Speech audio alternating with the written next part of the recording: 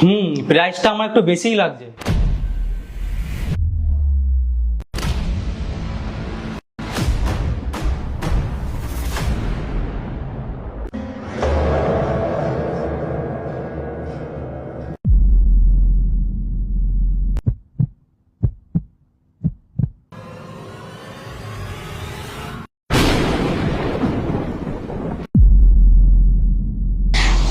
Sir আমরা তো meeting fix করে দিয়েছি।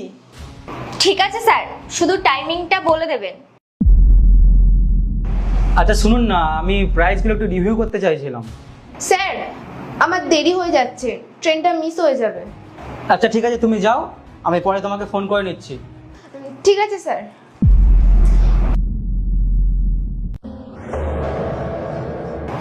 আরে হ্যাঁ হ্যাঁ, আপনার অ্যাডভান্সের টাকা রেডি আছে। এখানে 3 লক্ষ টাকা রাখা ছিল, কোথায় গেল? হ্যাঁ স্যার, এখানে তো টাকা ছিল, টাকাটা কোথায় গেল?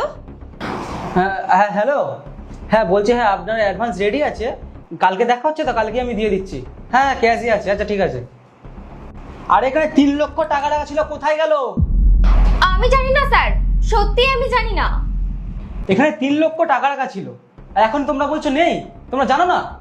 স্যার আমার কোনো তো আইডিয়াই নেই টাকা কোথায় গেল। স্যার এই রুমে তো আমরা দুজন ছাড়া আরো একজন ছিল, ওই মনে হয় টাকাটা নিয়ে পালিয়ে গেছে তাড়াহুড়ো করে। হ্যাঁ স্যার, ওই গরিব লোকগুলো না এরকমই হয়, ওই নিশ্চয়ই টাকাগুলো চুরি করে পালিয়েছে।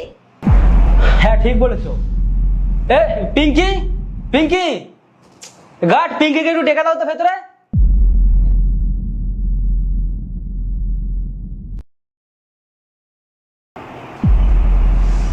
স্যার ডাকছিলেন আমাকে? এইখানে 3 লক্ষ টাকা রাখা ছিল, কোথায় গেল টাকাটা? 3 লক্ষ টাকা? আমি জানি না স্যার। ওই মিথ্যে বলার দরকার নেই, ঘরে শুধু তুই ছিলি আর তুই বাইরে গেছিস, তো মিথ্যে বলবি না। তুই টাকাটা তুই নিয়েছিস। ম্যাডাম আমি শুধু ট্রেন ধরার জন্য তাড়াতাড়ি গিয়েছিলাম, আমি কোনো টাকা চুরি করিনি। কোম্পানি তোকে এত টাকা মাইনে দেয় আর তুই তাও টাকা চুরি করছিস? ছকে ছিলি না যে এতগুলো টাকা কবে পাবি আর কবে ছাড়বি? দেখো পিঙ্কি, আমি বুঝি এত টাকা দেখলে মানুষের মনে একটু লোভ চলেই আসে। তুমি চুপচাপ টাকাটা ভালো করে দাও, আমি কিচ্ছু মনে করবো না। আর যদি না দাও, তোমাকে কিন্তু আমি পুলিশে দেবো। স্যার আমি শুধু গরিব বললেই আমি চুরি করতে পারি? এই ঘরে তো ম্যাডামরাও ছিল, ম্যাডামরাও তো চুরি করতে পারে। এখানে ম্যানেজার ম্যাডাম ছিল, এই ম্যাডাম ছিল, এনারাও তো চুরি করতে পারে। কি বলছিস তুই? তুই আমাদের মাইনে জানিস?